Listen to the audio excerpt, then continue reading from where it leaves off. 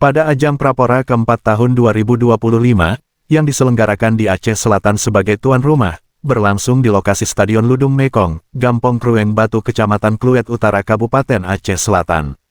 Pada hari kedua usai pembukaan kualifikasi Prapora 2025, tim Askap PSSI Simelu berhadapan dengan Aceh Singkil, sekira pukul 16 waktu Indonesia Barat, Rabu, tanggal 25 Juni tahun 2025.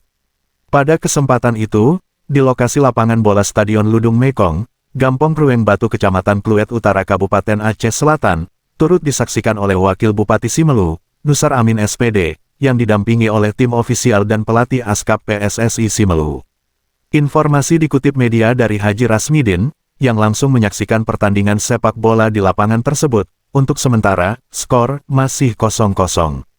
Harapan dari seluruh warga masyarakat Kabupaten Simelu, pertandingan hari ini, tim sepak bola Simelu memperoleh kemenangan, hingga lolos ke Pora di Aceh Jaya tahun depan 2026.